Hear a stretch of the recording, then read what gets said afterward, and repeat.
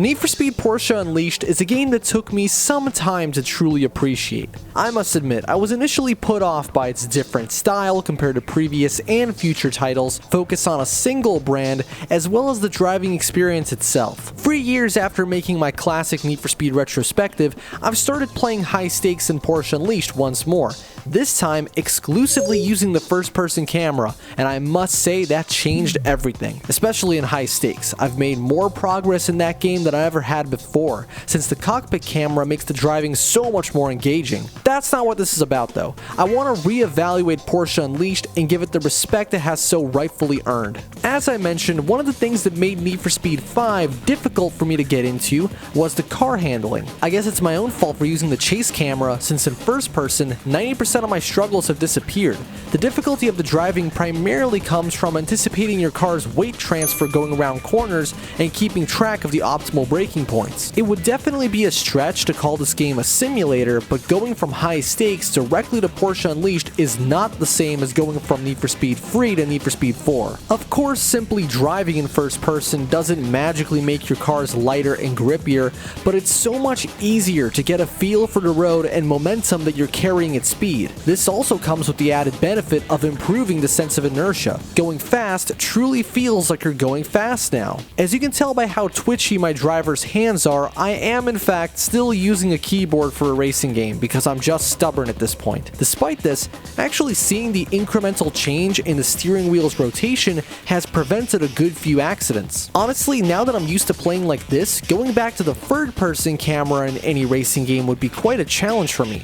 I don't think I really talked about the opponent AI in my original video, did I? Well, it almost feels like a precursor to what Flat Out 2 would end up doing, where each driver has their own distinct skill and personality. In this case, you're going to be looking out for two guys in particular, Dylan and Paris, I think. Those two guys will always be right on your tail in any race.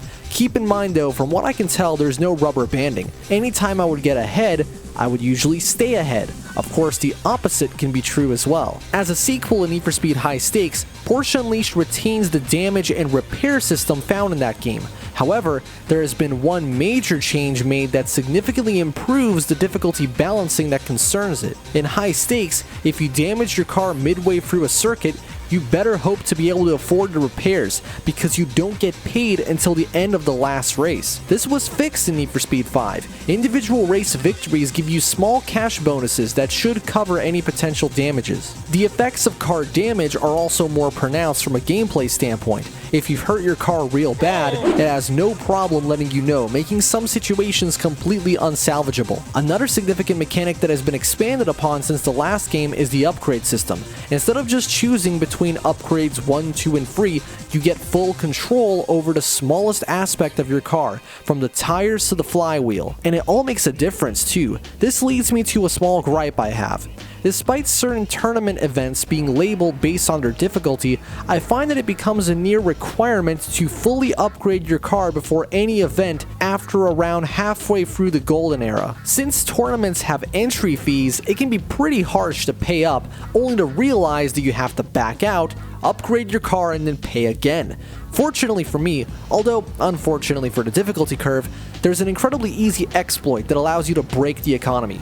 Simply keep buying used cars, fix them up, and sell them for their new, higher price. This is one of those harmless oversights, at least in my books. Yes, it makes the game too easy, but the process is so tedious that you would have to be desperate to actually do it. Setting up your car doesn't end at just buying parts. You can tweak the gear ratios, tire pressure, shocks, brake balance, and aerodynamic downforce. This is something you are strongly encouraged to do, since the track designs offer a variety of driving conditions. Although I was a little disappointed with Porsche Unleashed track roster coming from the more colorful and fantastical selection from Need for Speed 3 and 4, I've grown to appreciate the attention to detail and diversity in the kinds of challenge that each track can offer. While every track in High Stakes looked different, they all had a similar level of difficulty and general layout. In Porsche 2000, there has clearly been a conscious effort made to provide the player with a wider range of layout types. Some tracks are more linear, others are less linear, some have noticeable elevation changes, and others are relatively flat. You sometimes get more straights, or other times you get more corners. Each map isn't just a new road texture,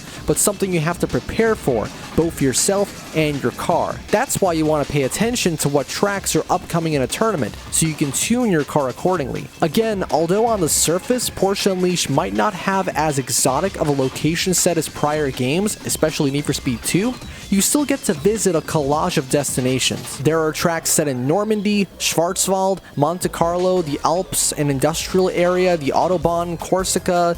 You know, for a game centered around a German brand, there sure are a lot of French tracks, and now would be a good time to talk about the car selection itself. Although it might seem like having nothing but Porsches in your garage would put a damper on the variety, that isn't necessarily the case. Yes, nothing can compare to having a wide choice of manufacturers with their own distinct design language, exhaust notes, and handling characteristics. But even 25 years ago, Porsche had already gone through various phases and changed quite a lot in their approach to designing cars, at least visually. If it weren't for the Porsche badge, I wouldn't have ever guessed that the 914 or 944 were Porsches, for example. Not to mention that the handling model in this game allows for an unprecedented amount of variety between each model. No two rear-engine machines drive the same way, even if they look similar. I haven't really talked about the factory driver mode so far, haven't I?